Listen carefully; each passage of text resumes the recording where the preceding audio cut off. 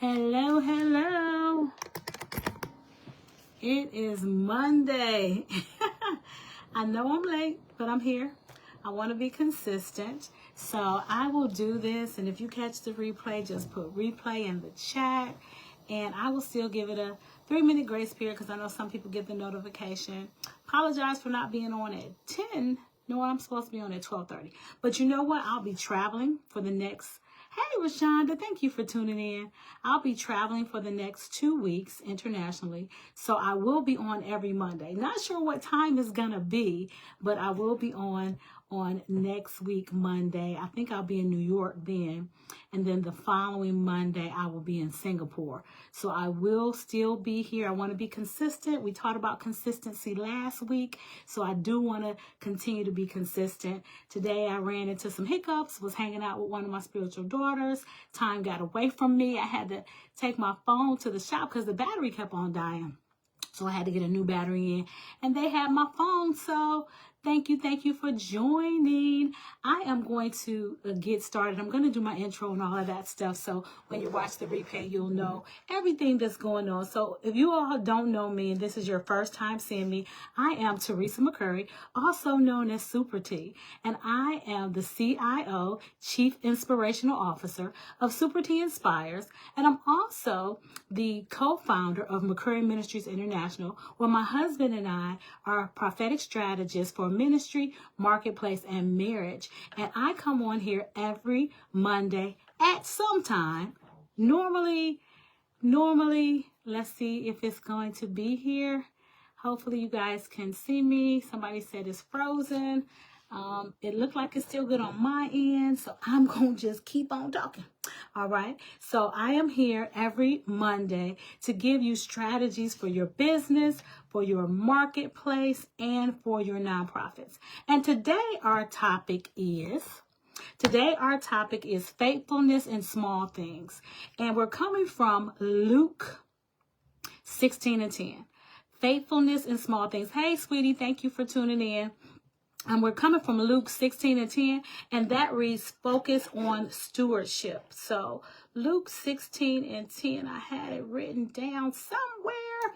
It says, he who is faithful in what is least is also faithful in much. And he who is unjust in what is least is also unjust in much. So with that, hey, Apostle Britzy, thank you for tuning in.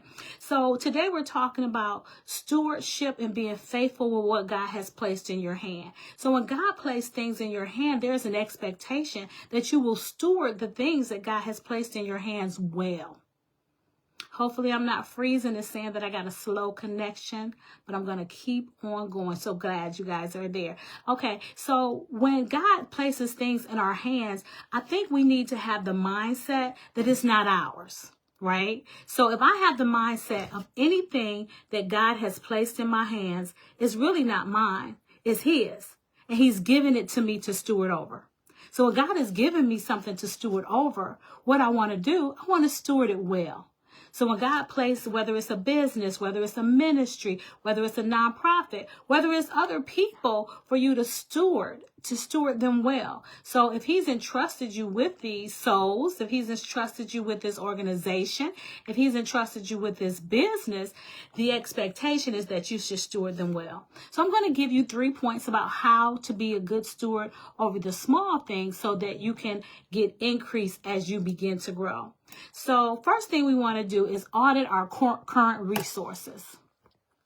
The first thing we want to do is audit our current resources. And when we're auditing our current resources, we cannot grow what we cannot evaluate. So when it comes to your resources, you have to be able to have systems in place that you can evaluate what they are. Stewardship begins with awareness and clarity. So when I'm aware of what all I have and have clarity on how I should be moving forward, then I can steward that well. So it's one thing to steward. It's another thing to steward well. So we want to be able to steward well. So if there's certain things that you're doing, you need to give those roles and responsibilities definitions. You need to have a clarity on what it looks like when this is complete, what it looks like when you're working on these things. Many leaders are asking for more while they're mishandling what they already have. So you can't be an expectation that God is going to give you more when you're not handling what he has already given you well. So let's go back and look at everything that God has given us so we can evaluate it, so we can steward it well. Review your pipeline, review your leads, review your expenses so you can know what's really happening. Evaluate where your time is going and what you are doing. So start, write it down. I would say monitor it for the next 3 to 7 days and see where your time is going. Am I being a good steward over my time? Because your time, your talent, and your treasure, those are things that God wants us to steward, and he wants us to steward them well. So the first thing where the even playing field is the time. We all have 24 hours in one day. Y'all put that in the chat. How many hours do you have in one day? And we all have 24 hours in one day. So the question is, what am I doing? What am I doing? What am I doing with the 24 hours that God has given me? What am I doing with those 24 hours that he's given me? So I want to steward those 24 hours well. So evaluate your time and what are you doing with it daily? So when we're evaluating our time, I asked y'all to put it in the chat. How many hours a day do you have? And you have 24 hours in one day. And I think there's a delay in the response on my end. So I'll just keep going. So you want to access different things like CRM. CRMs is customer relationship management. So if you have a business or a ministry and you don't have a CRM, something to manage your customers, manage your congregation, manage your associates, something that you can look at and help you manage that. Nowadays, they have so many tools that'll help you do that. You don't have to do it like you used to do it old school. Back in the day when I had appointments, I used to have to write down all my appointments, count out 4 weeks, count out 6 weeks, count out 8 weeks when I was going to see this client again, depending on the services that they were going to receive. So nowadays we have AI, artificial intelligence, and thank you for telling me that. I'm just going to keep on going. And then see what the recording looks like. So my husband says that I'm freezing and I'm going on and off. But on my end, it keeps on saying that I have a slow connection, but I'm not actually freezing. So hopefully you guys can hear me, and I will keep on going to see what the recording looks like, and we'll go from there. So the practical steps is list all your current leads, list your clients, and list your income resources. So when you're listing your leads, you're listing your clients, and you're listing your resource sources, you kind of get a snapshot of what's going on, whether it's in your business, your ministry, or your nonprofit. Track your time. We already talked about that. Track your time over the next 5 to 7 days and see where you're spending the most of your time. Review your monthly expenses. Cut out anything that is not producing value. So when you review your monthly expenses, what I found when I was looking at some things, thank you for telling me, Britzy. Let me see if I should move. But if I move, I don't have my notes with me. And it's going to throw me off. All right, I'm going to just keep on talking. Hopefully this is a little better. I moved to a different space and trying to get a better Wi-Fi connection. So it's like I'm a talking head. Thank you for telling me that I'm freezing. This is not my time. So that's why I have to stay consistent. We talked about consistency last week and staying consistent in what it is you're doing. Identify areas of waste, inconsistency, or neglect. So when you're working on your business and you're being a good steward, when you're being faithful over the small things that God has entrusted you to, is this better, you guys? Am I still freezing? When you're being a steward over the small things that God has entrusted you to, one of the things that you want to do is break down what you're spending your money on. So with that, I looked at the different apps that you're paying for, the different subscriptions that you have. Are these subscriptions really producing value, or if it's just something that you have that you're not hardly using? For an example, for me, I have Canva. I very seldomly use Canva. I use Canva every once in a while. So I think I'm going to cancel Canva. And then we had something called Restream. Restream is when you're trying to go live and you want to go live on different platforms. We weren't using that. So I had to cancel that. So in knowing what you're spending your money on and where it's going, that will be beneficial to you. To identify areas of waste, inconsistency, or neglect. You want to identify areas of waste, inconsistency, or neglect. So when you're doing that, God has trusted you as a steward to have these different resources so you can apply what you have. Use what's in your hand to be productive in the marketplace. So as we continue to move forward and know that identifying areas of waste, inconsistency, or neglect will help us grow in our stewardship. It will help us to be good stewards over the things that God has entrusted to us. And when God has entrusted things to you as a good steward, you want to steward wisely. And some of the tips and practical tools that you can use to steward wisely is pause. Sometimes we could just pause and restructure things that are not working. Restructure ineffective systems, restructure your business, restructure your nonprofit so you can put it in a place so it can be efficient and effective, and you can move forward and be a good steward over what God has entrusted you with. Implement follow-up and processings that will help you to stay abreast of what is going on. I like it when you have a team of people working with you and you can get some evaluations from them from time to time so you can know where it is that you need to tweak and what it is that you need to do. Because when you're working with people in business, a lot of times we have in mind what we think that they need. And a lot of times they need something different. So instead of trying to guess what they need, the simplest way is to ask them. And then you have to put things in a way that says, okay, do you need XYZ? Or are you having this issue? Are you having this problem? So in asking them the questions, then you can identify their pain points. And once you identify their pain points, you can be a solution to their pain points. And that will help you to be a good steward over what God has placed in your hand.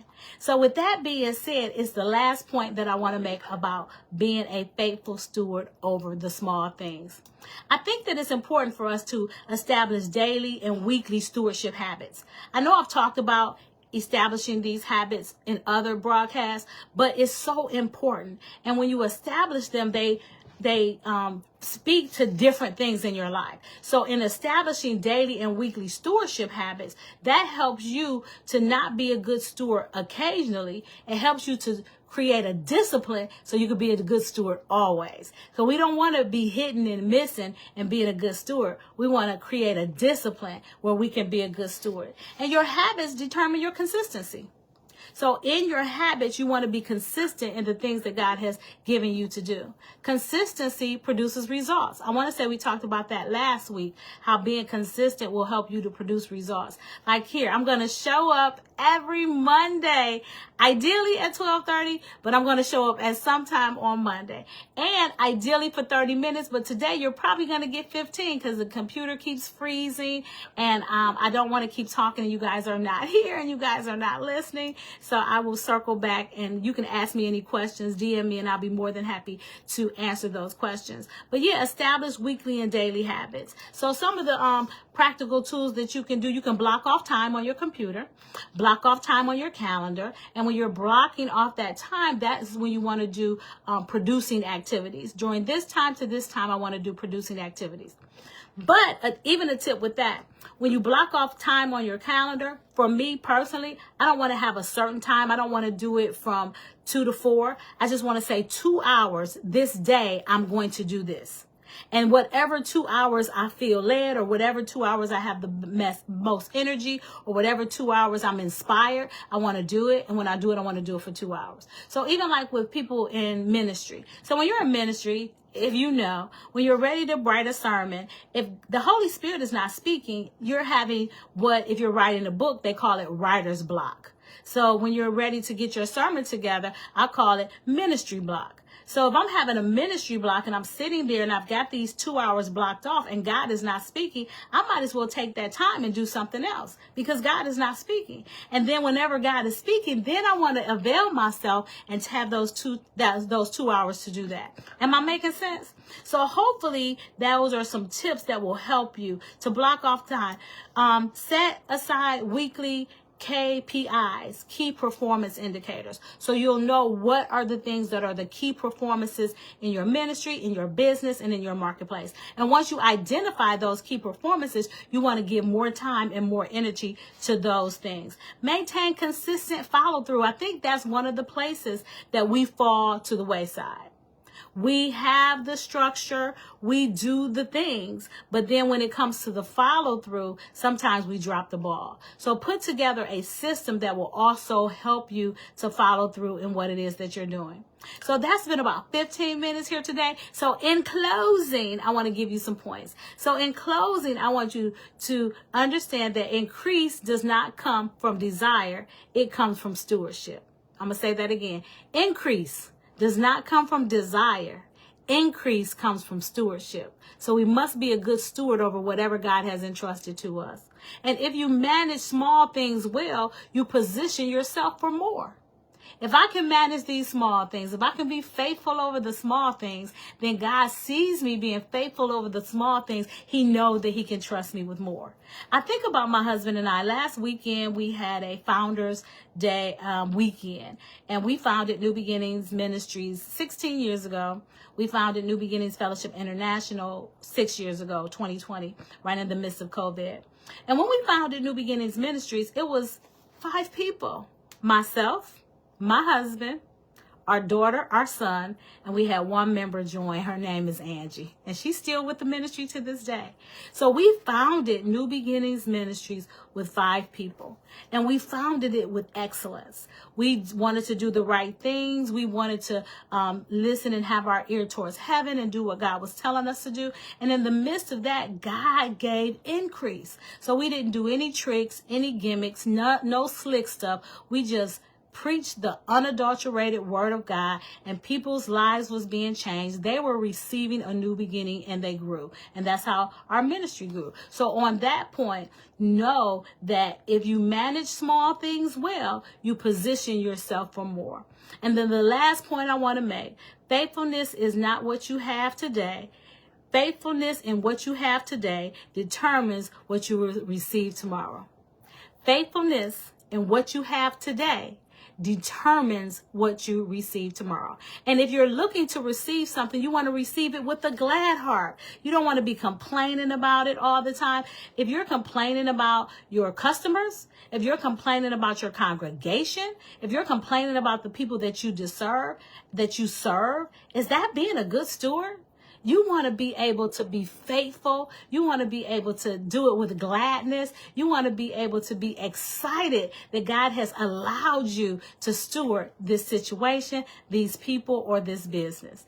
All right, it's been my time. Thank you guys for tuning in. As you know, I am Teresa McCurry, the CIO, Chief Inspirational Officer of Super T Inspires, and I'm also the co-founder of McCurry Ministries International, where my husband, Apostle Gregory, and myself, we are prophetic strategists, and we help people in ministry, marriage, and the marketplace. And